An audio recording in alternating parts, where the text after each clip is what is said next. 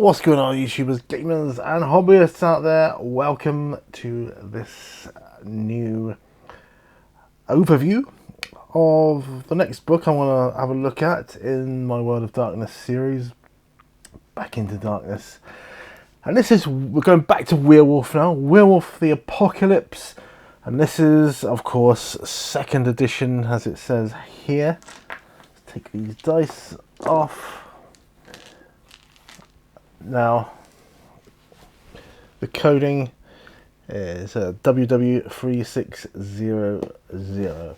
So, first impressions, it's a big, thick, heavy book. Nice. It's oozes a bit of quality here. Right, so that's good. On the back, you have exactly the same kind of poem with four same stanzas that you have on the first edition. You know, it starts, "These are the final days, the signs are clear," and it ends, "The end is upon us, when will you rage?" So that's the same. You've got this kind of similar sort of colouring scheme, you know, here of the previous Werewolf book, but if you look closely, you'll notice it's like a toxic biohazard warning or something imprinted there on the back, and that's fundamental to the core of Werewolf the Apocalypse. On the front, we have an undamaged, this time, 4-claw mark from the page underneath, whereas on the first edition the page underneath depicted some sort of woodlands. This one depicts well, the first page of a little bit of a graphic novel here, and this is a very cool introduction to the game, as you know, anybody can read a graphic novel, like comic book type style of what it's all about, you know, what the character is about, what the adversaries are about, what the mentors are about, and yeah, it's got it here. So easy to follow this, rather than, you know, just a bit of dialogue. This actually puts it into, like, you know, a bit of the action there, and it tells you a bit, shows you a bit of what's going on there. Okay, so Werewolf the Apocalypse, second edition.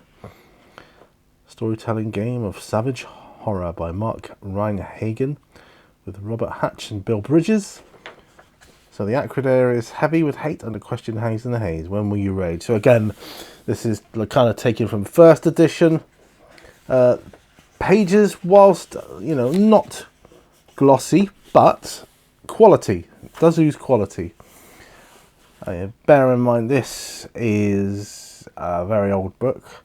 It's holding together quite well, you know, compared to some of the older style, it's kind of like paperback ones. This is, and it feels like quality when you hold it. It feels like it could be a book, you know, 20 years younger, you know, easy. So again, we've got this contents here now, which they lay out, which is quite nice at the front here, and the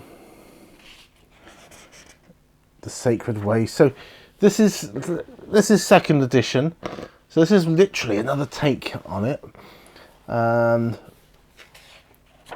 it goes into you know, the introduction here, which is kind of what the graphic novel does, but it's putting it into the words here, so that's kind of cool. Right, now we come on to the Prophecy of the Phoenix, which is nice because it talks about the 7 signs, you know, and the final days of the world, and the prophecy that, you know, all werewolves are living in, the end, which they denote as the end of the world. And you've got a bit of a quote here at the bottom from someone called Amara Windcrusher, who is a Black Fury Philodox. So, for those of you who don't know, Black Furies are a tribe of werewolves. So one of the types of werewolves you can be. We come on to book 1. Another quote here from a stargazer, Galliard. So stargazer, another type of werewolf. So this is all cool. This is all talking about, beginning, and it assumes you're not going to know anything, which is kind of cool. Artwork again, although I'd say it's subtly different, and certainly different to the likes of the vampire books. It's beautiful. I love the artwork in these books. I really do. So we've got the introduction here about all the different stuff, which is kind of like semi-typical of role-playing games of the era.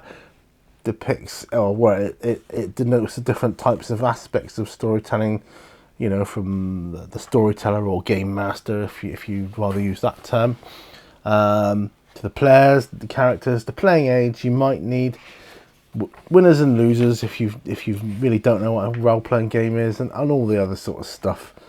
Then we go on to werewolves, werewolf characteristics. So now we're starting to look at what type of werewolf would you like to be. Then it talks about the setting, the guru setting, how their kind of society is based, and all the other good stuff that you need to get going with the game, basically. You don't need to know the ins and outs of everything to play the game. You can join in a game that's, with just the bare minimum, but it is nice to know a little bit about it. It talks about lost tribes here as well. Like the Bunyip and things like that, and the Croatan, the White Harlers, the Ronin. I like to mention them because you will come across mention of them at some point. Then at this point we're coming into more aspects of the game, the phases of the moon and all the other stuff. The worm, it talks about the worm and Khans and Banes and Fomori, Pentex. Now, this is important because Pentex is kind of like the main antagonist, behind the scenes antagonist, if you will, kind of a faceless corporation that plagues, I was going to say dogs the werewolf at every step. You see what I did there? Dogs the werewolf at every step of the way in most games. Of course it doesn't have to, but talks about how you perceive other supernatural beings, vampires and mages and so on. And it does talk about how you perceive other tribes of werewolf, or guru as they call them. Telling the story, common stories and chronicles, and that's just book 1. Then we come on to book 2, more quotes from famous werewolves and just more gorgeous artwork. Coming on to the rules here now, about rolling dice, difficulty levels, that kind of thing. And I like the early forms or mechanics of World of Darkness games, where you have a dice pool, say 2, and then you come up with a difficulty, and you need, depending on what it is you're trying to do, let's say you have a dice pool of 3 in your character sheet, and whatever you're trying to do is a difficulty of 8, and you need at least 2 successes to pull it off. I would have failed. Yeah, there you go. That's the way it is. So talks about character concept, very important. And you can just roll your character straight up, but it's nice to know the concepts behind it, and you get to choose your gifts and kind of like your powers, if you will, as a supernatural being, what you can do that normal mortals can't, how you can regenerate your wounds and that, unless they're aggravated through things such as silver. auspices of the moon, all the different effects that has upon you. The tribes itself, how they differ, and yeah, so I haven't had as much to do with second edition as I have third edition. I'll admit that. But not a lot of the lore itself changes. And it's just very, very subtle differences in mechanics. It goes just talking about the skill thing, such as drive and melee and subterfuge, streetwise investigation. Your backgrounds that you can have. This is all important for how you roleplay your character in the World of Darkness setting. Which, bear in mind, werewolves for the most part are creatures of nature. They like to be close to nature. They do not like cities. They shun cities and technology.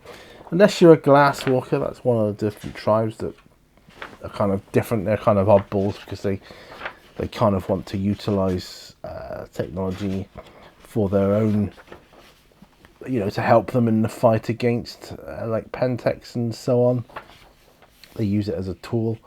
It's very dangerous to do though, because that is kind of like one of the dangers, is the technology, so you've got to watch out for that all the time.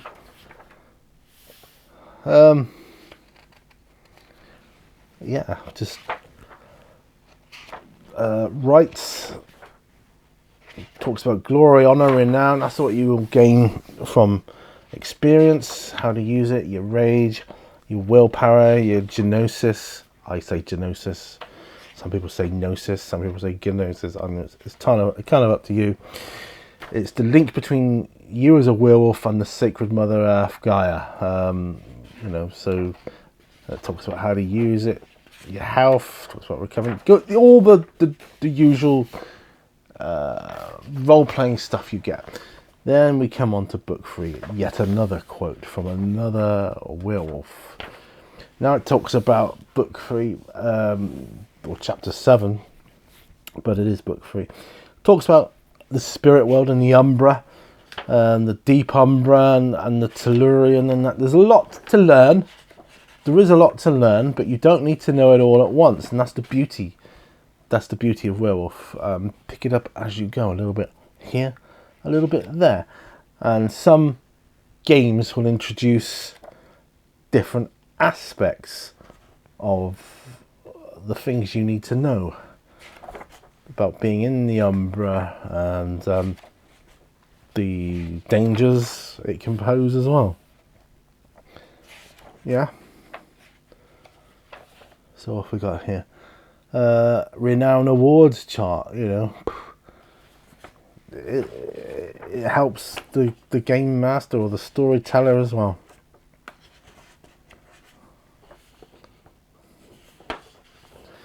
Talks about aging. Here's a good example. Guru, despite all their powers and regenerative abilities, are mortal. They age and die. While werewolves age more slowly than humans or wolves do, age can nonetheless drain their powers. So you do age just a little slower than your average. Not that your average werewolf lives that long anyway, because they, gives a battle and so on. Talks about drama. Excuse me. And here we come into our little fight with the two beings here. It talks about, and whilst it's doing it, it's talking about a fight, which you will have, changing into the Krynos, all the different forms, all that stuff. It just talks about it, and you can visualize it then, what's going on. You can see what's going on.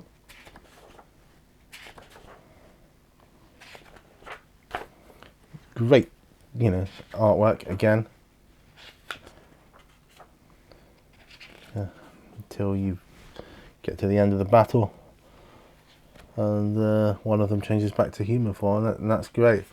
Then we come on to a little bit more of a graphic novel there, just a tiny bit there, and a bit more, and it depicts it what's just happened and what's happening in the game as a graphic novel, and then alongside each section it tells you what's going on in the game wise, what would be happening. This is what's going on in your mind, or theatre of the mind, and then it's telling you what is happening in game terms.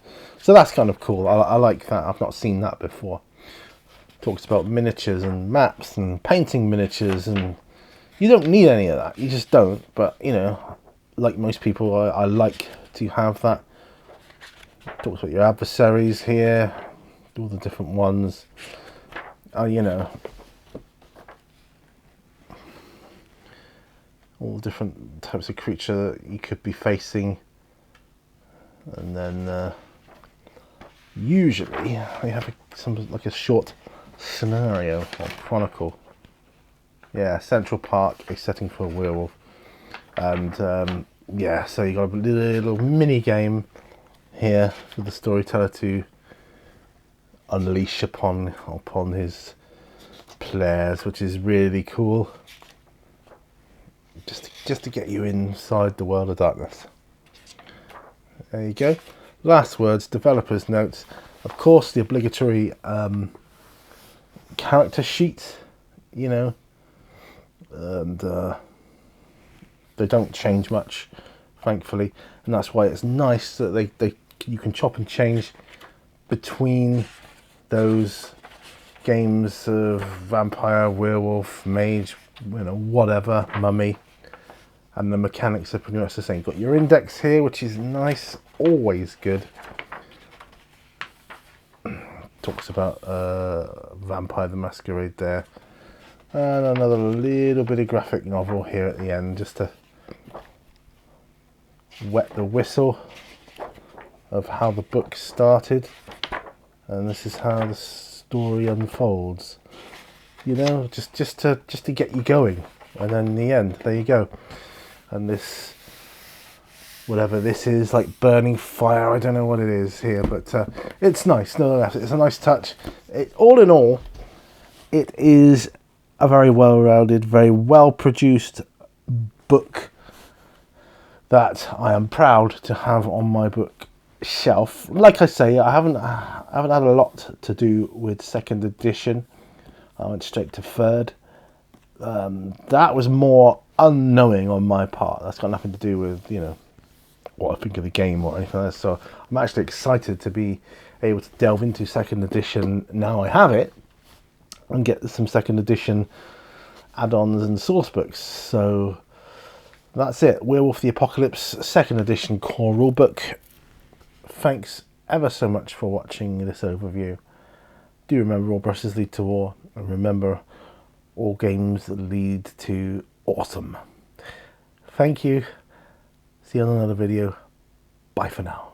Bye bye.